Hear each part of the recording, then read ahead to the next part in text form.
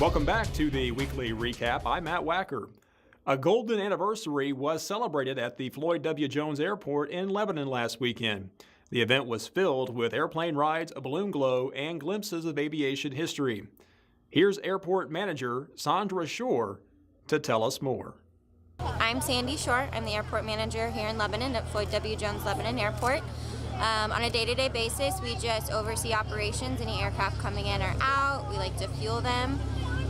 We maintain grants for construction projects, answer to city council, you name it, we do it here. Today it's September 30th, 2017, September 30th, 1967.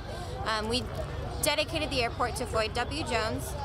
Floyd W. Jones put up the initial money to get our first concrete runway here. Before that it was grass. Floyd went on to found Ozark Airlines, and on the day that we dedicated the airport to him, he came down in a DC-3 and we dedicated to him and he took right back off. This is my first big event, so I hope everyone enjoys it. We really want to thank the community for their support, for coming out. We have some great sponsors in the community. Carmico Incorporated, Commerce Bank, the Durham Company, Graven Chrysler Dodge Jeep and Ram, First State Community Bank, Mid-Missouri Bank, Independent Stave Company. They were a great sponsor. Rags and Rivets, which is a refurb facility here on the airport. They helped us out a lot. Lebanon Regional Economic Development, MFA Oil gave the propane to the balloons that you'll see here tonight. Holiday Inn put the balloon pilots up.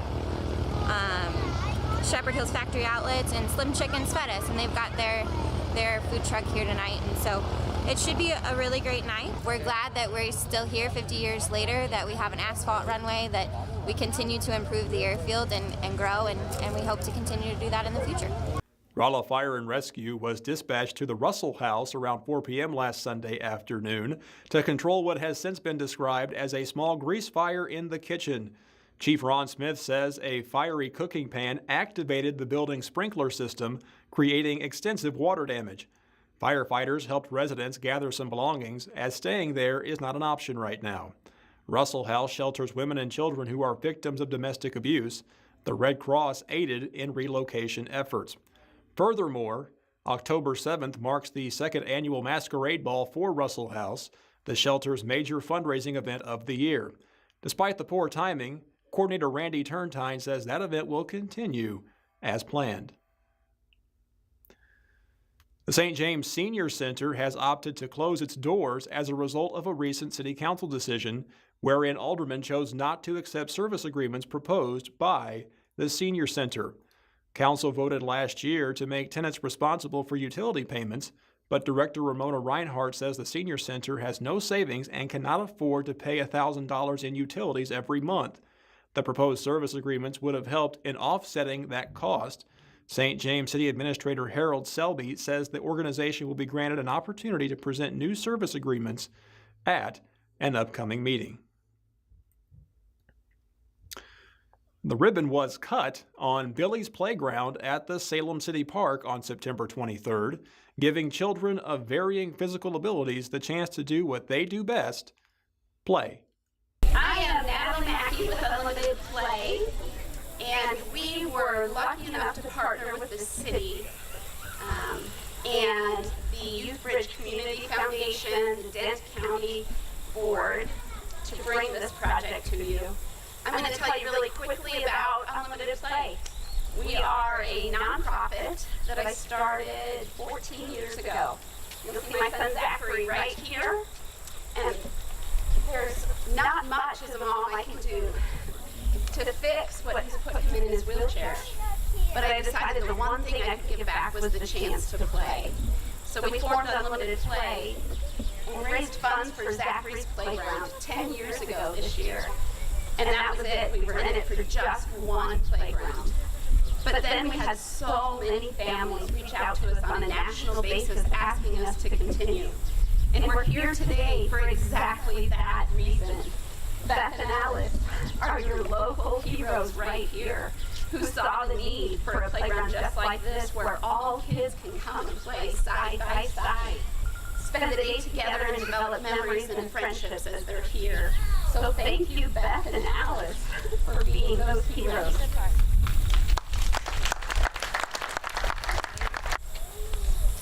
I'm going to introduce Barbara from Youth Bridge Foundation, and she's going to tell you a little bit more about the naming rights here. Thank you. Good morning. I would like to talk a little bit about why this playground is named Billy's Playground in memory of Carol Purdue, and a little bit about Youth Bridge. So we at Youth Bridge Community Foundation support children and families. That is the center of our mission. With the support of Billy's Playground through the William S. Anheuser Charitable Fund, we wish to honor the legacy of two very remarkable individuals. Bill Anheuser, whose charitable giving was rooted in his firm belief that people of all abilities need to lead lives in dignity to the best of their human capacities. The mistreatment of those with disabilities that Bill witnessed as a young man in the 1940s and 50s had a profound effect on him and remained an important part of his philanthropy. And Carol Purdue, a Salem resident. Carol was known to many for her sweet smile that could light up any room. What better opportunity than to honor this remarkable and joyful lady than with this playground that will bring joy to many families and children in this community. We are pleased to partner with the City of Salem and the Dent County Developmental Disability Board to bring Billy's Playground to your community. There was an apparent bomb threat at Lebanon Middle School last week. A threat containing the words "blow this place up" on Friday was found scribbled in a bathroom stall. The school acted swiftly, and an investigation by the Lebanon Police Department is ongoing. The city of Lebanon hosted the chief national correspondent for Fox News on September 30th during a special dinner at the local Rotary Club. Ed Henry is not only an award-winning journalist, but a baseball fan as well. He came to speak about his new book, 42 Faith, which chronicles how the great Jackie Robinson used faith to persevere during a time of civil unrest. Well, you've heard of Ladies' Night Out, I'm sure, but what about a night for us guys? It was a question on the mind of Dent County Commissioner Gary Larson, and he chose to do something about it. Gary Larson, I am the county's commissioner in the 2nd District, and being a commissioner, I was put on the Healthy Dent County, Council for a Healthy Dent County, the board for that. They always were planning the girls' night out, and I talked to Sherry. I said, Sherry, why do we not have a men's night out? She said, if you chair it, we'll do it. So last year was our first year. This is our 2nd year of doing it, and I told her I would do that. Men's night out is a chance to get away from the what? No, I'm just kidding. It's a chance to come out, and we've got various vendors out here showing the product for fishing and hunting and sporting goods, as well as eat places. It's just a chance for the men to get out and have a good time, and there's a lot of giveaways. You know, we're giving away guns tonight. We're giving away a lot of different things tonight. Everybody that comes in brings in a can of food. Food goes to the food pantry. Proud to be a part of it. West Plains has a new director of economic development. David Bossmeyer will begin his duties on November 1st. Bossmeyer comes to the area from Wichita, Kansas, where he served as vice president of business development. He replaces Bob Case, who resigned in February after a 6-year tenure. Business owners and entrepreneurs are being encouraged to complete a business needs survey through Missouri S&T's Small Business and Technology Development Center. The purpose of this survey is to help the center assess what business owners need to grow and improve their business. The survey is being conducted in 9 counties, including Phelps, Dent, Gasconade, and Franklin County, and takes roughly 5 minutes to complete. Visit the website below. The deadline is November 1st. The first annual alumni tailgate took place September 29th at Rolla High School. The school's Alumni Association invited past graduates and their families to enjoy live music and food before the homecoming football game. Leanne was there and set up an alumni cam to capture their fondest memories of RHS. I'm John Rennick. I think the question was, what do I remember about Rolla High? And I remember being in the band and playing drums and playing basketball on the Bulldogs. Had a great time. I'm Jeannie Shields, Spivey, and I was a majorette in the high school band, and I loved it. I graduated from Rolla High School in 2015, and what I remember most is the arts. I am Monty Shields, class of 1956, Rolla High, and what I remember most about Rolla High was meeting my love of my life, my wife, Catherine. We've been married 58 years. How about that? I'm class of 56, and of course I remember that most of all, and also just wonderful friendships. Hi, I'm Allie Huffman. I graduated in 2015, and the thing I remember most about high school is all the crazy people and memories I made. Robert Rice, graduated 1959, and the best thing I remember is my wife, Judy.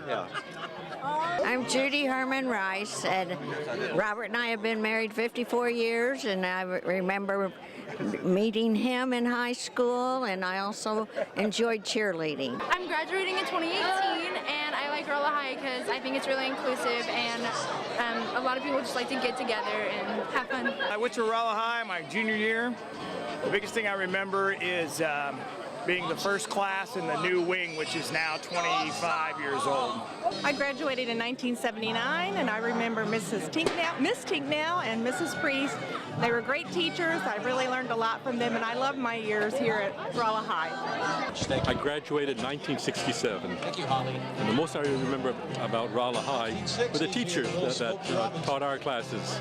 They had a great impact on my life later on. I graduated in 1986. My name's Jamie Cantrell, and what I remember most about Rolla High is the old annex, where we would have to walk from the annex here, and it would be cold or rainy or snowy, and I think there are a lot of good times here.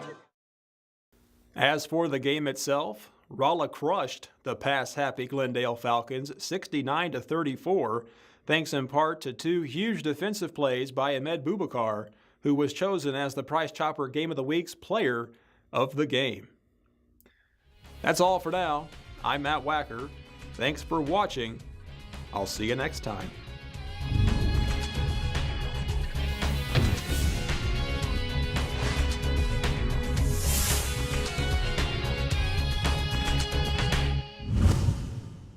The weekly recap is brought to you by Price Chopper, cooking from scratch, the UPS store of Rolla, Bayard Dodge in West Plains, and the Ozarks Medical Center.